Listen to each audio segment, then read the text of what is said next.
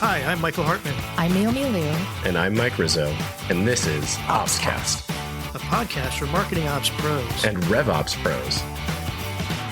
Created by the Mo Pros, the #1 community for marketing operations professionals. Tune in to each episode as we chat with real professionals to help elevate you in your marketing operations career. Hello and welcome to another episode of Opscast, brought to you by marketingops.com, powered by those Mo Pros there. I'm your host, Michael Hartman, joined today by both my co-hosts and conspirators, Naomi Liu, Mike Rizzo. How's everyone doing? Hello. I'm doing well. Twice in one day today. I guess being lucky. Conspirators, this like in the current environment, not such a good term. I was like chuckling to myself, like, it's maybe not the right time to say that. Yeah. So other language. Yeah. Okay. Well, that's okay. We'll leave it in there anyway. We all knew what you meant. I stepped into it. Bear trap. All right. Well, let's get started. So joining today is Jeremy Steinbring. He is the founder of RevOnyx, a revenue operations agency. Prior to starting RevOnyx, Jeremy led a Salesforce practice at another consultancy. And before that, he held several leadership roles in go-to-market and product at companies focused on CRM, Salesforce, Hubspot, and other platforms. He has also held business systems leadership roles and has even worked in retail banking and insurance, which I think it's often funny for me to find out about people's backgrounds. So, Jeremy, thanks for joining us today. Yeah, Michael, glad to be here. Thanks for having me. Yeah, from the other Vancouver, we realized. Yes, the American Vancouver. Yeah, not to be confused with the Canadian Vancouver. The good Vancouver, as we discussed. Vancouver. Yes. So we've got two Vancouverites. Would that be the term? And two Mikes or Michaels. So. Love all kinds of synergy today. Love it. It's balance. It's flowing. It's balance. Yeah. Yin and yang. Yeah. All right. So I mentioned, like, I'm always fascinated to see people's backgrounds and trajectories and how they ended up in marketing or revenue operations. So I gave the 30-second, if that 15-second overview for you, Jeremy. I would love for you to share a little more about your journey and highlight some of one of the things I'm always curious about, like pivotal people or pivotal moments or decisions along the way when maybe you look back and goes, if I hadn't done this thing at this point in time, my trajectory might have been different and so on. So if you would maybe go a little deeper than what I just did, I'd appreciate it. Yeah. Well, no, I'm happy to do that. So I've had a very interesting career. I've had a lot of different careers all rolled into one. So as you mentioned, did some retail banking. I worked retail at Apple. That was actually my first big boy job. Prior to that, when I was in high school, early college years, I was actually a musician. So I would do gigs. I'd play in bands, and that's how I made money really, really early on. So my parents were like, listen, you should get a real job. Went into the workforce in banking and worked at Apple. And, one of the pivotal moments was transitioning from Apple to a tech startup. And at this time I was living in Arizona. A good friend of mine who had left Apple referred me into a role with a very well-known unicorn that had an office in Tempe, Arizona. And ever since I've been in tech. And so throughout my tech career, I've worked in sales, marketing, customer success. I've even been a product manager, building a CRM to compete with your HubSpots and Salesforces. And, everything had its pros and cons, but I didn't really fall in love with any one of those things. There were aspects of each of those roles that I really enjoyed, but not enough to keep me in it long term and to say, hey, this is my niche, this is my career. And so it's actually the combination of all of my different experiences, which has turned me into the RevOps person that I am today. And I think one of the biggest things that I could take away from my experience is that I've been able to put myself next to the leader that I'm talking to based on where they live in the organization. So as we talk about, and I'm sure we'll get into, RevOps is about the overall go-to-market motion and how all of those teams function together. Well, you can't do that if you don't know where they're coming from. And so naturally, after working ground level in the trenches in some of these roles, and then working up to director and VP level, I got to see kind of the gamut on how a go-to-market motion is built, is optimized. More importantly, the things not to do.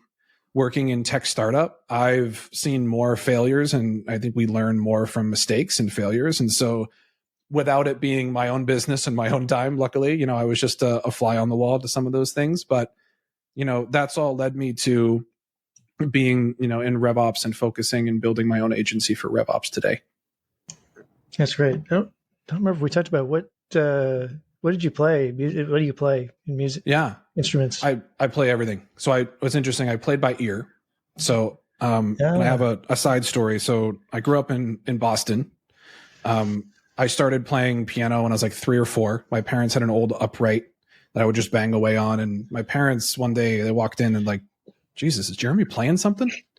Like, they had never taught me. I was just kind of hanging out. And that led to guitar and drums and piano and school bands and everything. And what's interesting is all throughout that time through my school, I had never learned how to read music. I'd done everything by ear. So you give me a song, as John Lennon used to say, you give me a tuba, I'll get you something out of it, Right. It's been that way the entire time. So I actually pursued a career in music. I went to a summer program at Berklee School of Music in Boston. So where like John Mayer went and dropped off of a lot of great, it's like the Juilliard for music, right? Yeah. And I'll tell you this quick story. So the first day, it was an overnight, like 2-month thing to figure out, do you want to go there for school? Who stayed in the dorms and all that. First day, they put a piece of sheet music in front of a group of like 10 of us to determine which group we're going to be in. And it was Little Wing by Stevie Ray Vaughan. I couldn't read music, so I had no idea. So everyone was playing and I started picking up on it. But the professor stopped and was like, Jeremy, do you know what you're doing here? And I said, what song is this? And they said, Stevie Ray Vaughan. And I'm like, they're like, can't you read music? And I said, no. And she's like, they were basically like, we don't know if you can go here. You need to be able to play. Wow. And I turned around, I turned my amp up in like complete movie fashion. I turned my amp up and played the thing perfectly. Because I love Stevie Ray Vaughan and blues. And that's why I was there. And so I realized, though, very quickly that my love for music and the way that I expressed, myself and how I played was not the traditional way that you would go to music for. And so very quickly I was, very much like, well, screw this. I'm not going to be your chart reading, be an orchestra. Forget this. Like, I'll just go play gigs and make money and do my thing. And, after I left Apple for a little while, I went to school for audio engineering, and I found myself in LA doing some recording as well. So it's funny, life is just full of a bunch of things that you try. Even failures, though, will get you to where we are now. And so all the bad things that happen to us inevitably lead to happy lives. And I'm really happy to have those memories and stories. That's really cool, man. Yeah. You can come play at Mopsapalooza if you want. Yeah. There you go. There you go. We had live music last year. It's like, here's Wonderwall. I'll just play Wonderwall for 24 hours and you guys can. Yeah. No, you need, if I'm there, you need to play some Stevie, because absolutely. Being in Texas, it's hard to get away from that. And I'm a blues fan too. Maybe offline we'll have to talk about some of the bands I know of that came out of Berkeley in the Boston area. Okay, so that's great. So very interesting stuff. So time of our recording, what are we here? Late July 2024. Mm-hmm. You started your consulting company about 18 months ago. Yep. So what was the big driver that prompted you to take that leap? Yeah, well, a couple things. One is business, one's personal. So I'll go over both. The business side, I found that there was a massive need for especially small and mid-size go-to-market teams to get everything that they need from a single source. So as I worked in-house and as a consultant, with multiple companies throughout my career, the customer always ended up in a position where they were overpaying. Nothing was aligned. No one was collaborating. And they got stuck in this loop where they'd build out a process or build out a system or integrate it. And it never got to a point where everything seamlessly worked together like people advertise. And so I said, the reason is because it's the communication, it's the project management. These folks don't understand and aren't sitting beside the executive team to really understand their business and their goals, and then take that information and make sure that things are implemented for the purpose of reaching their goals. I mean, I found, working at other consulting firms personally, it was very much, what do you want built? We'll build it. We're not forward thinking. We're building an environment where you need to come back to us to get anything changed. It's this vicious cycle that you get customers into. And I'm like, there's got to be a better way to do this. I'm sick and tired of helping customers 10 years in fix this massive hodgepodge of integrations and data issues and everything. And so I went out on a mission to offer CRM, tech stack, and RevOps strategy services all under one roof. And we realized that a lot of earlier stage companies are adopting RevOps and systems. And I'm sure we'll get into this, like with, the market and where it is and why people are deciding to invest in RevOps and technology over headcount. We'll get into that. But we're seeing that you get a lot more value working with a team that sees all of it together and that's thinking 6 months ahead, not just what you need right now. And that's really resonated with folks and has allowed us to grow over the last 18 months. So I know you said there's a second part, but just a little anecdote. So literally earlier today, I was talking to a guy at a consulting company that really doesn't do marketing stuff. It's more of a networking thing, but we were talking about a client that he had, that big international company that, the people with all the MBAs, and I'm not discounting MBAs, so don't take that the wrong way, but no, I don't have one. Don't worry. Right. I'm just the penniless musician over here, But these people who are like former strategy consultants, things like that are the top of the company, made a strategic change. He didn't describe any of the details, but he was the one who had to go tell him, like, to operationalize the decision you made where you thought you were going to save X amount of dollars. Well, about 60% of that, what you expected to save, is actually going to have to be spent to change all these things downstream. So there's this sort of, there's this like middle ground between strategy and operationalizing these things that sometimes, and I think, I'm sure it happens at smaller companies. I know with my experience at bigger companies, Naomi probably speak to that too, is just like, it's sometimes like the challenge of saying, no, that's not a good idea at a bigger company when there's some momentum behind it, or someone with a big title or whatever. It's tough because it's hard to describe what those downstream impacts are.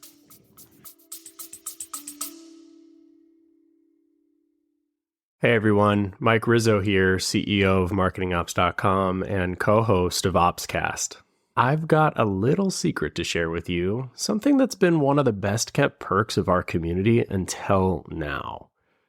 At MarketingOps.com, we've built a hiring program that's changing the game for marketing operations recruitment, and we're finally sharing it with the world. Our community is over 22,000 strong, and within that, we have over 4,400 members who are actively and passively seeking new opportunities. These are seasoned professionals with skills and experience spanning platforms like Hubspot, Pardot, Marketo, and so much more. Plus, we can help you fine-tune your outreach, targeting exactly the right candidates by region, years of experience, seniority level, or even agency experience. But here's the real cherry on top. When you hire through our program, your new team member gets a free membership or a virtual ticket to our annual conference. From day one, they're not just stepping into a new role, they're getting access to the training, networking, and support they need to hit the ground running. So if you're ready to unlock this incredible opportunity, it's time to let this secret out. Visit marketingops.com and find your next star teammate today. Thanks for listening, and as always, keep optimizing. And you need to understand, the changes that you're making, both process and tech-wise, and customer success is going to affect marketing. And I think taking a even further step back, it's going to impact your customer's experience. And the only reason any of us are doing what we're doing is to provide good experiences for the customers that we serve. It's the main reason why businesses exist. Amen. And so you have to think high level, but then be able to go super, super deep narrow into a specific problem. And that's just a skill set that a lot of folks unfortunately don't have. And I attribute a lot of my ability to do that with my career experience, sitting in a lot of these roles independently. I have a lot of broad experience, which allows me to focus and deploy a lot of the technical knowledge that me and my team has in a helpful way. Yeah, I mean, to echo what Hartman's saying, and just to like hone in on the niche that you can serve, right? I think it's a lot of fun to be able to talk to businesses at a particular size and then like architect a program really around their business, right? I think we fall into the trap in mid-size and enterprise market businesses where it's going to be really hard to get anybody to like actually sit there and try to explain to you like what the goals of the executives are or the board or whatever. Like they're like, no, we have a problem to solve. And the problem is the tickets are not getting to the customer success team fast enough.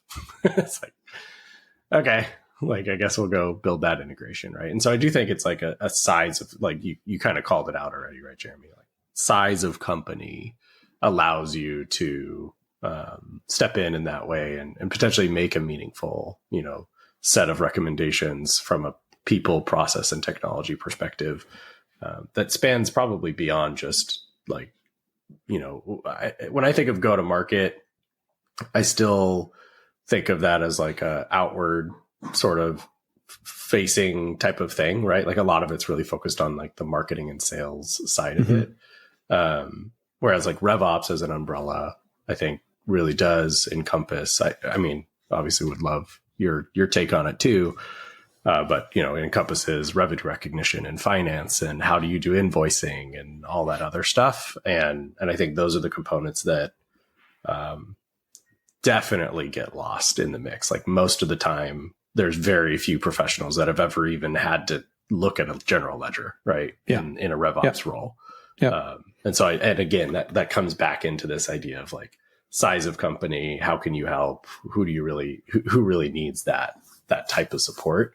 But yeah, I don't know, like your thoughts on go to market and RevOps. Like, I know they feel very similar, but to me, I think they do have some pretty fairly distinct differences, and at least in my interpretation. But yeah. Well, I think of RevOps more of as an idea or philosophy versus like an actual strategy.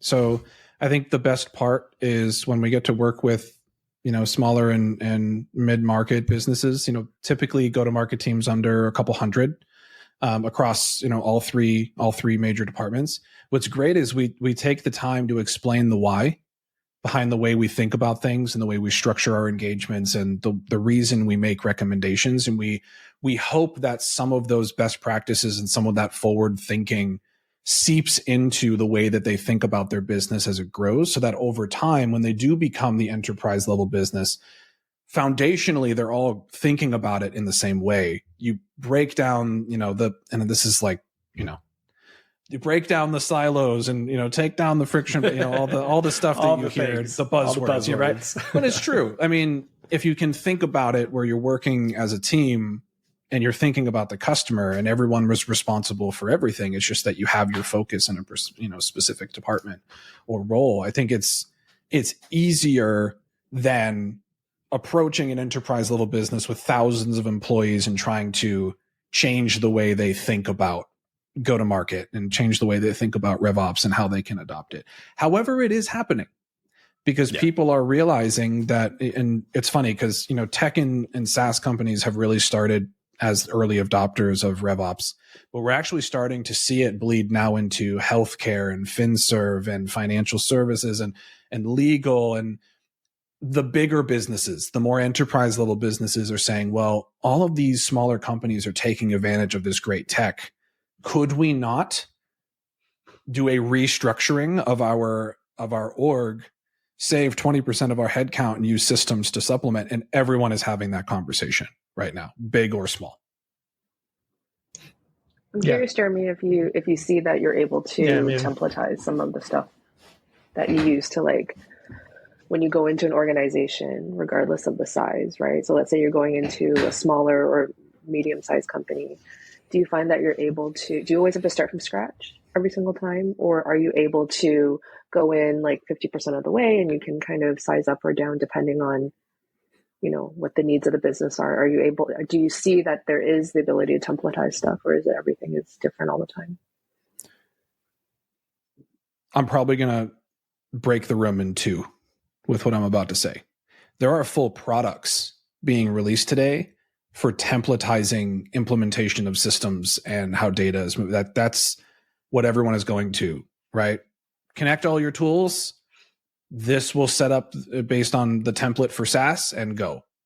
If there's one thing I've learned though, every business is different with different priorities, different requirements, different people, the way they communicate. We do not templatize anything other than our fundamentals, like how we structure our engagements, but it's designed to templatize the engagement, not the deliverable. And I think where people, a lot of agencies, and again, I'm pretty active in the community. I've worked at other agencies previously. The idea is they're thinking about, well, how can I scale the way that we deliver business and engagements and build outs, you know, systems build outs? How can we do that? We use templates, but then we're building cookie cutter homes. So it's a different type of service offering. And I actually think that's something that differentiates us when I talk to prospective customers. You know, they want to know, is it just a template you're slapping on and then charging me 15 grand? Like, what are we doing? And they want to know that we understand their business. And truthfully, if we ask the questions like, what metrics do they care about? You know, what is pipeline velocity look like? What are your concerns? What, you know, does your board or CEO, what does your team care about? What keeps them up at night? All of the solutions that we recommend and all of the solutions that we build are going to be based on that. And that cannot be templatized. So I very strongly try not to templatize, but we have the same level of fundamentals when we go into every new engagement. Right. And one of the reasons I ask that is because I wonder if, like, you know, all organizations are different, but are a lot of the differences because they've had, you know, homegrown tools, duplicate tools due to acquisition, tools that, you know, they've just had forever that no longer fit business needs, and they just needed to customize or do workarounds to deal with the systems and the legacy technology that they have in place. And are they then able to, you know, streamline down and do things that are more in a, you know, best practice situation, have best in class tools, you know, kind of shift the way that they're doing things to align more with where the industry is going. I don't know if that's more a statement than a question, I suppose, right? Yeah, I was going to say, I mean, I have a lot of thoughts around this because it's something that comes up a lot. You know, one of the things that our customers ask about is, or one of the initial things that gets them to reach out and have conversations with us is, you know, because we work in CRM and tech stack, we don't just work on, you know, one tool. They say, well, listen, you know, I'm paying $250,000 in licenses every year. Why is it that people are using spreadsheets still? I don't understand. Why are we investing all of this money into this system, into these tools and this network of technology that should make life easier when people are just using a Google Sheet?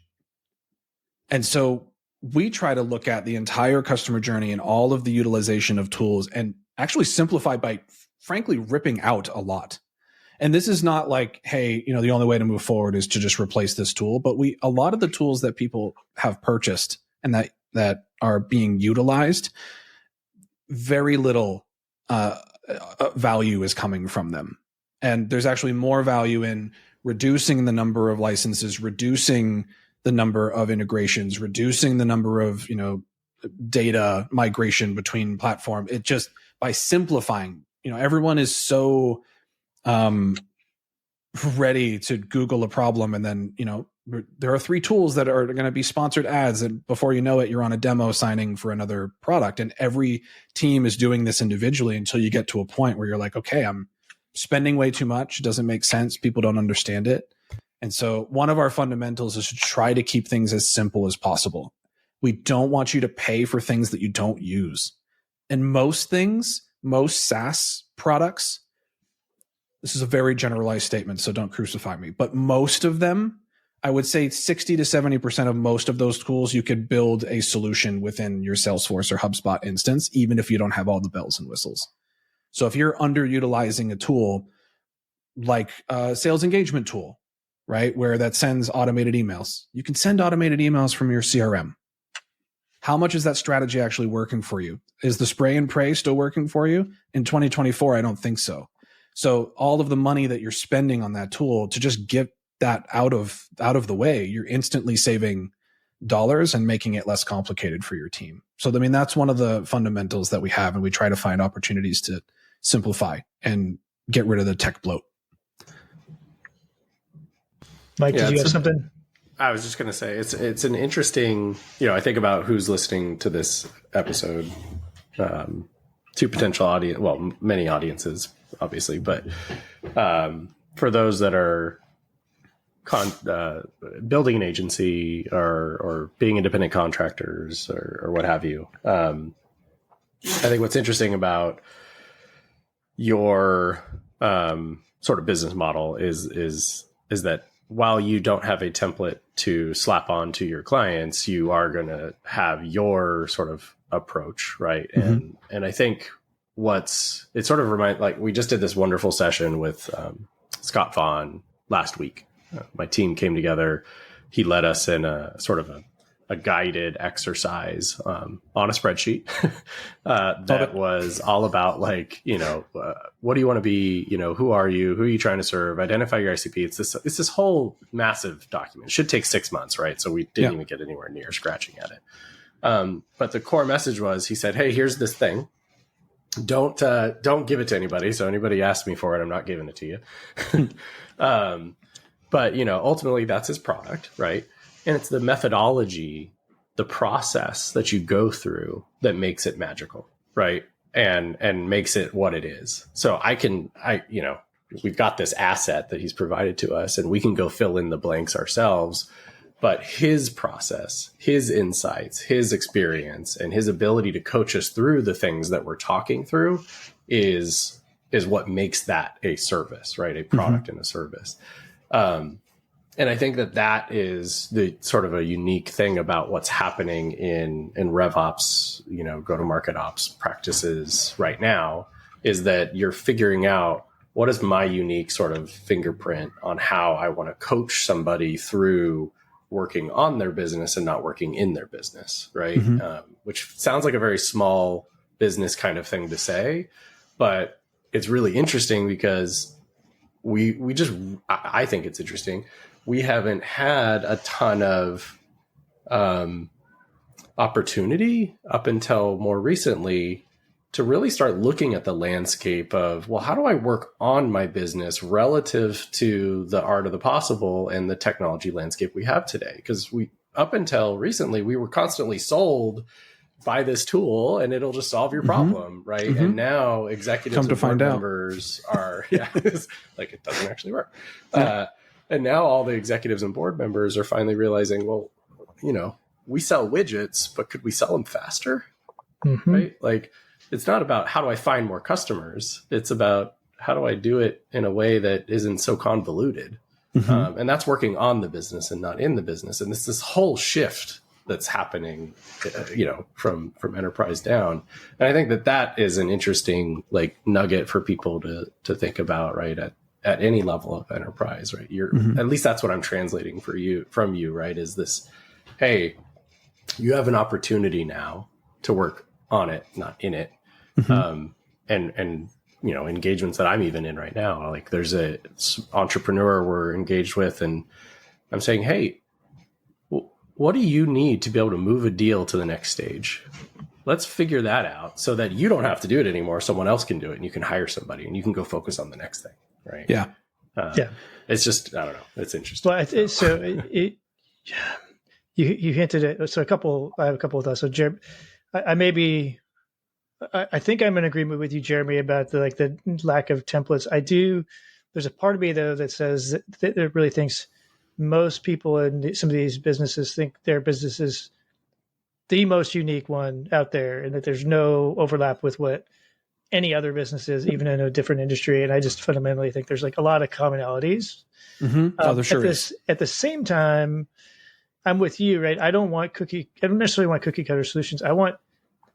Mike kind of hinted at, like, I want to be able to move fast. Like, I think being able to move quickly is very much an underrated toolkit in your possible solutions. So if that means simplifying what you do and adapting what you think is your unique process, in quotes, right, that you think is a game changer, but really it's not that much different, and you can adapt it just a little bit, and you don't have to customize a software platform that you can use. Like, I think that's worth that. There's a trade-off there, right?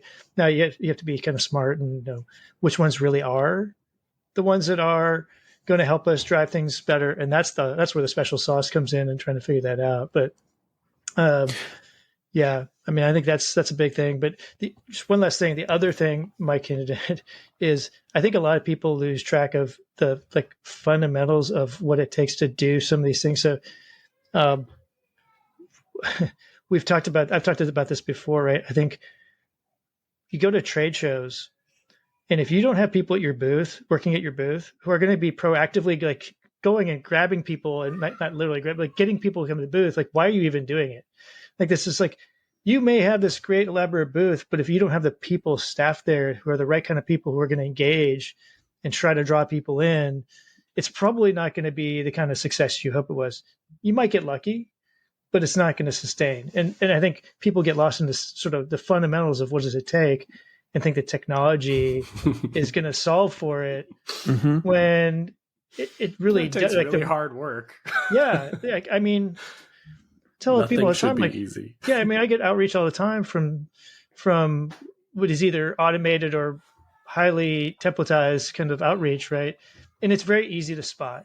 And I like, occasionally I'll be in a good mood and I'll respond to somebody. Hey, look, I'm not interested, but let me tell you this: like, if you had spent 2 minutes looking at my profile on LinkedIn, you'd have figured out a couple of things about me pretty quickly that you could have woven in there and gotten more of my attention. I probably still wait. Like, I'm going to be straight with you. I'm not going to buy or whatever, but like, at least try. Do you get responses? Yeah. Like, did they reply back? Did you get responses? I have in the past. Yeah. Interesting. The problem is when you respond with your, hey, like, I'd love to learn more, and like, can you ask me more questions? 2 weeks go by, and then you get another templated email for another cadence, and you're like, right. What am I supposed to do here? I'm trying to help you out, brother.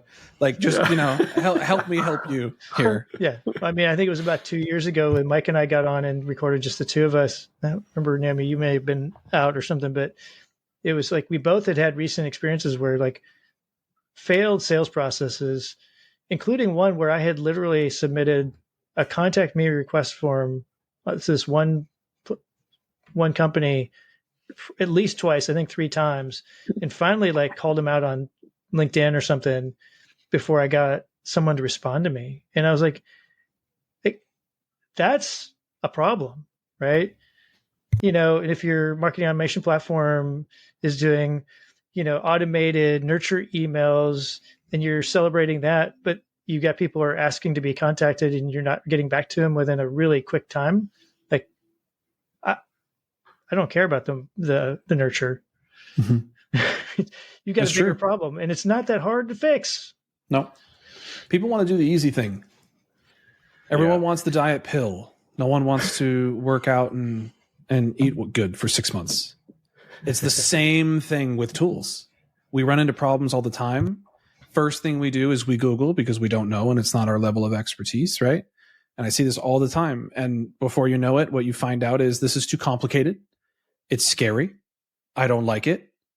Who can fix this for me? And often there is a SaaS product that's thought of that very problem. And the problem is you actually exacerbate the issue. Because most of the time, I don't care how seamless or how many times they use the word seamless in the pitch, it's never seamless. You have to have the strategy. You have to know how your business works in order to get anything out of the tech. Yeah. There's a lot of sort of built-in assumptions that goes into those statements that, yes, if you have clean data and if you do, like, then yes, this will help you. But this is not to disparage those companies. I mean, they're trying to solve a problem for people, which is great. Yep. And they are aggressive when it comes to selling and stuff. So, so I know you had a second thing, but I'd like to keep moving on. Maybe we'll have time to come back to that. Remember, Sure. that was one of the drivers, because this conversation is good. But one of the things you talked about, and I think it was in the context of part of what you saw as an opportunity in the marketplace, was what you said, sort of a perfect storm of things going on in the economy, in the marketplace, whatever, for RevOps, marketing ops, whatever, the boom of AI and machine learning, and then a focus on kind of a shift back to a focus on profitability and versus growth at all costs in the capital markets. Yeah. But I think that's what you're saying, but you maybe you can break that down a little more in terms of what you were saying that drove you to take the step.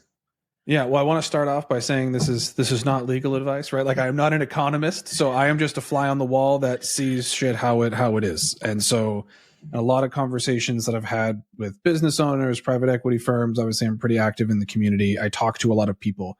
I have a lot of friends and confidants and, previous coworkers that are in the space. I see who's being hired. I see who's not being hired.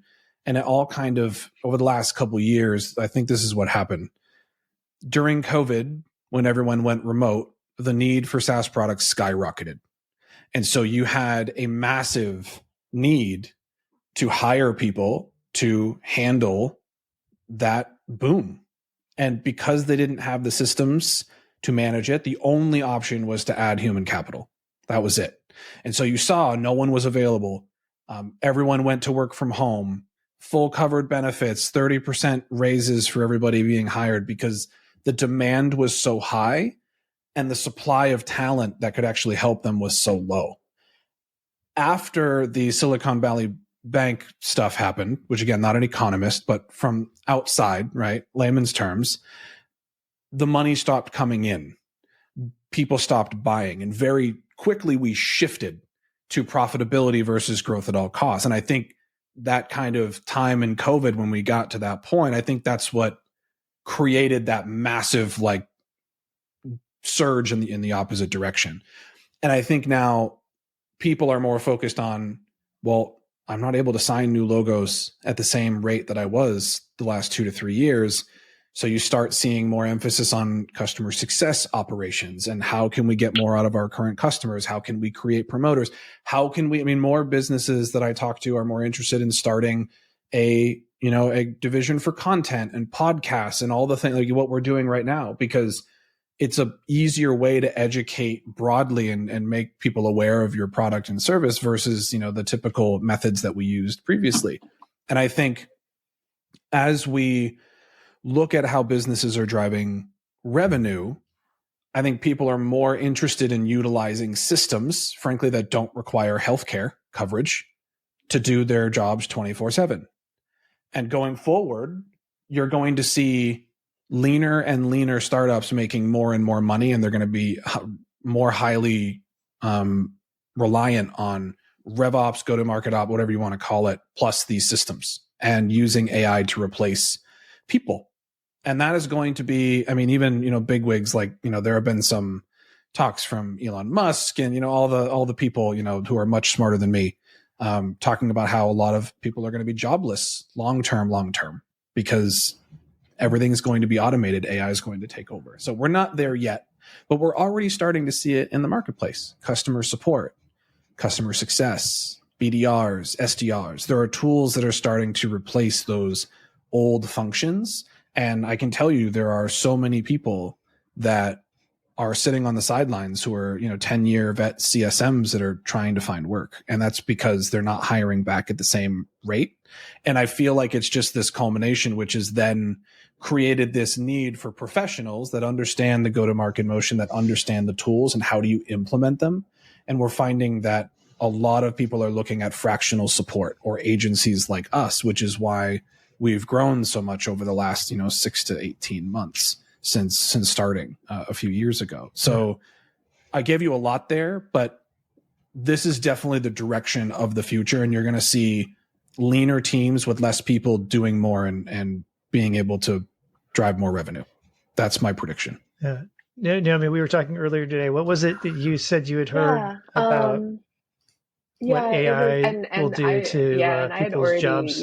I don't want to. My repetition of I think it you to quoted you, it, but I was not even. I felt a good one, but it was something around. I was in conversation with someone, and we were just talking about AI and the future of work, and they're in a completely different industry than we are, but they gave an anecdote around the farmer and the plow and industrial farming equipment, and how people were concerned originally that these types of tools would replace farmers and farming, and fast forward to now, it's not that those tools have replaced farmers. It's become an addition or a complement to their jobs. But the farmers who did not, learn the new technology, learn the new tools, and absorb those things into their day-to-day flow, those were the ones that were replaced. So, and that we had a few adult beverages as we were talking. So my memory is a little hazy on how the rest of the conversation went, but that just stuck with me. And it was something that was like, yeah, I see AI, for me in at my organization, I really want to be conscious of the fact that, it's something that we use when it makes sense, right? Not because, okay, it's something that is available to people and all of the platforms and all of the tools now have some component of AI that's tied to it, and you feel the pressure to have to do it, and then it just becomes it just doesn't become something that seems, I don't want to say genuine, but if you're just trying to force it and to use applications that don't make sense for your business, I think that's worse than to not, we shouldn't just force ourselves to use something without understanding the needs of the business, what the goals are, what the KPIs are for something like this, and really understanding what it's going to gain for us, right? As opposed to just blindly implementing something that can be potentially more difficult to remove later on.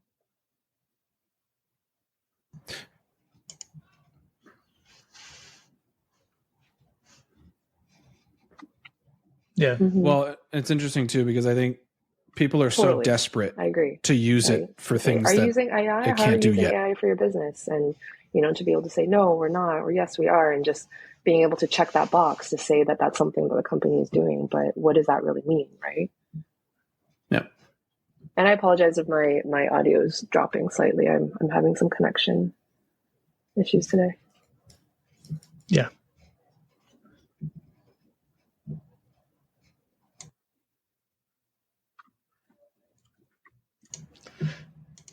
Yeah. So, I think I had a similar thing years ago when I was at a large company, and I was doing some work across a part of the business, the customer support, and same kind of similar thing, but just within an organization where we were pushing for ways that included methodology, potentially technology, to enable them to support more customers as they grew without necessarily adding to headcount, right? So bending the cost curve, if you will. Mm-hmm. And it was interesting because the message could have been, we're going to cut costs or reduce costs, meaning headcount primarily, right? That was the bulk of it. But what I started going towards is, it's not really going to cut headcount. It's going to change the nature of what the remaining people do. And I think that's kind of what you're getting at, with that conversation you had. But because I think that but it does say, if you are worried about AI, causing issues or reductions in your kinds of roles, it's probably going to be not so much. There are going to be places where that happens, of course, but it probably means more often than not, it's going to change how you do that, because AI is going to do some component of it, and you probably need to learn to adapt. The roles and responsibilities of those titles today will be vastly different 5, 10, 15 years from now. They might still be called the same thing, but as you're saying, based on how the technology changes over the next decade, those roles will be completely different. I think we're kind of aligned there. Yeah, I think they will be entirely different. It's going to be really interesting and quite possibly challenging for organizations to, while you may have individuals who are now tasked with leveraging the technology to its fullest, kind of going back to this idea of a RevOps professional really understanding the language of your business and then how to potentially apply, the unique nature of your business to leverage technology to enable it. When you think about, let's just contextually talk about a BDR, for example, that can now leverage more intelligent AI outreach capabilities and stuff. I don't think you're going to hire somebody out of college to try to understand your business and then try to optimize a tool to do that, right? Which means then, okay, I don't have to spend as much hiring, 30 entry level, professionals to go learn how to sell. Instead, I got to hire maybe a couple pretty expensive people to understand my business and then understand how to leverage the tool. So it's like, maybe your costs won't change that much. Your overall headcount is lower, but that skill set, then it's this whole, the problem persists, right? How do you find more people that have done it, been there, done that, and can sit in the role now and say, oh, I can understand your business. I know the general med pick sales motions and all that other stuff. And I know how to coach an AI to be able to leverage all of that stuff effectively. I don't know how we're actually going to solve that skills gap part, because ultimately it's going to come down to the skills gap, right? The experience of being able to sell or that type of skill you would have to be able to train a tool to do it better, right? And go faster. And so the world's going to go to what? Education and AI training bots that get you the experience to then go sit at a company and optimize a tool. Maybe that's the future. I don't know. Yeah. I'm a big believer that the dynamic market will figure this out. It doesn't mean it won't be painful as it's going through that. I don't know what the solution will be. Yeah, totally. But, all right. So we're kind of tight on time. Let me I'm going to switch gears, pretty seriously here, try to get to a little more of a tactical thing when it comes to RevOps, because I think, there's clearly the objective of RevOps is to enable the entire go-to-market operations functions to work together and support the full motion for an organization and the right metrics, et cetera, et cetera. One of the things that I think is an interesting one I'd love to get your take on is what title should the person who leads RevOps report into? And maybe what do you think? Do you have an opinion about it? And then maybe, regardless of your opinion, what are you seeing more happening in the marketplace in terms of where that rolls up? Yeah. So what I'm seeing, there's the dictionary, what it should be, and there's what's actually happening in real life. What I'm seeing in real life is that VPs of sales and sales operations people are being relabeled as RevOps managers and CROs. 100%. That's what I'm seeing. And what's interesting is they're so focused on the traditional sales, KPIs, the sales priorities. How are we filling the funnel? How are we, what's our deal velocity look like? How are we able to convert business, new logos, right? That's what people are focused on. And fundamentally, that goes against the whole idea of what we've been talking about, which is this idea of RevOps thinking about it from a business. And there's revenue to be made from every single team, not just the sales team. So that's what I'm seeing most of the time. So I'm seeing a CRO and then maybe a director or manager of revenue operations. And then you have people in different lanes reporting up to them. One might be an analyst to look at data. One might be a systems admin to do a lot of the technical work. Enablement, which is oftentimes missed and oftentimes one of the most important things, right? You build all this cool functionality. You have all these great processes, but no one knows, their leg from their elbow, right? Because no one's trained you on how to use it and why it matters and how you can get the most out of what you built. So usually to start, businesses are hiring one RevOps manager or one RevOps director, and they have to do all of those things individually. And I think that person needs to be good at leadership. They need to be super well-rounded. So they need to have some systems knowledge. They need to be able to dive into data. One of the things that's often missed is they need to be able to communicate really complicated things to people that don't understand what you're talking about. The most successful RevOps people I know are people that can take a very complicated topic and explain it in a way that everyone in the room can understand. That person needs to be at the top, 100%. Even if they're 75%, 80% of what you need on the other things. You know, they're not a trainer. They're not a certified Salesforce or HubSpot admin. They're, you know, they know how to work in spreadsheets, but they're not a finance, you know, Excel guru. But it's someone that understands what the business needs, can communicate properly, and communicate the value in RevOps and why you would need certain people in those roles. And so thinking about it from an org structure perspective, I personally see the most success with RevOps reporting to the CFO. And that is because they are usually the ones most focused on profitability, and they are the ultimate economic buyer for an organization. So if you, I mean, and this is more selfishly for me as a RevOps person, I would want to be talking to the person that's actually deciding whether we're going to buy a tool or, you know, remove a tool, or we need more licenses, or we need more headcount. Like, I want to be in right next to the CFO as often as possible. And some of our engagements where the people that we work with, being the CFO, are the most productive, because we're not just focusing on sales.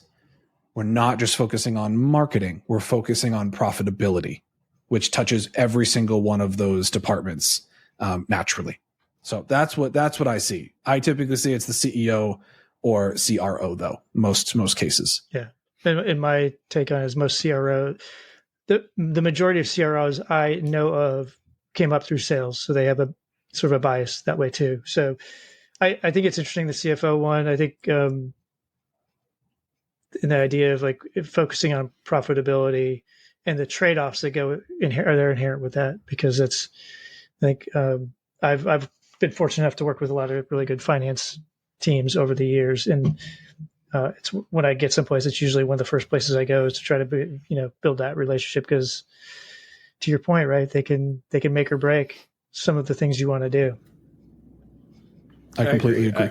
I would also say I had the very fortunate opportunity to sit at a breakfast at the CFO Alliance with just a room full of CFOs.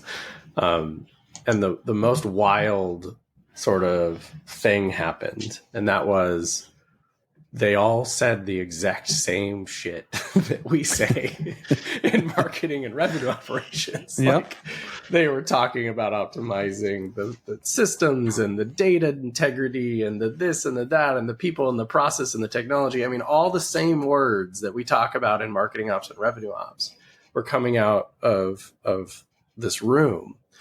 And you could tell they were all hungry for solutions, but they weren't actually asking for answers from the lens of go-to-market operations and revenue operations. They were really truly talking just about their core, at least in that particular example. Right. They were talking about their very core unique needs of the financial organization and the unique financial technologies that they're kind of leveraging and all that stuff.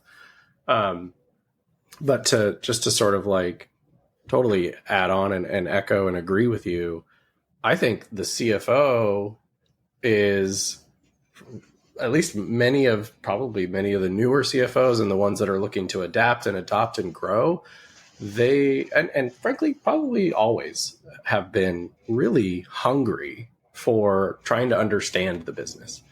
Like, every time I've ever encountered a CFO and they said like no to buying a tool, often it just lacked the understanding of why it was useful, right? And they just don't have the capacity to sit there and try to understand. And you're not trying to pitch them every single time, right? But if you can get with them, and a lot of the CFOs are headed the direction of trying to understand the sort of like pulse of the business, I think it's like really exciting to be able to talk to that group now, because to your point, they're focused on profitability and they haven't had a lot of that indoctrination into like exactly how the business runs. And they're like, they have kind of a really unique chance to sort of bridge over into the broader go to market. And anyway, I just think it's a really exciting time for that sector. And it doesn't surprise me that you've had success when talking to a CFO. Agreed. Well, we are pushing our time limit here, so or the time that we have with you, Jeremy. So thank you for all this. I know we didn't even probably get to a third of what we had hoped to get to, which is fine. I think it was really a good conversation. So thanks for that. If folks want to keep up with you, what you're doing, what you're talking about, what's the best way for them to do that? Yeah. Well, I'll end with a little anecdote. I didn't share the personal reason for starting my business, but I think it's really relevant. So I'll go quickly. So the personal reason is I think businesses need to be doing a lot more in our communities. And so one of the reasons I started Revonix was actually for my daughter, who is a cystic fibrosis warrior. So a good amount of our revenue goes directly to the Cystic Fibrosis Foundation. The most important thing for all of us is the amount of time that we have with each other. And that's a huge reason why I do what I do. And so, if you want to learn about my story, you have a RevOps puzzle for me to solve. I love some puzzles. Please reach out on LinkedIn, DM me, shoot me a message. Happy to chat. And if you want to learn more about Revonix, our website's revonix.io. Feel free to go there and learn more about our team. Terrific. Thank you for sharing that. I was hoping we could get to that. So thank you, Mike, Naomi, as always. Great to see you. It's fun to chat. So pleasure. Yeah. Thanks to all of our audience for continuing to support us and providing your suggestions, support, ideas for topics and guests. Or so if you have those, or you want to be a guest or have a topic in mind, please reach out to Mike, Naomi, or me. You can do that on LinkedIn. You can do it on the marketingops.com Slack. Either one works. Until next time, everyone. Bye now.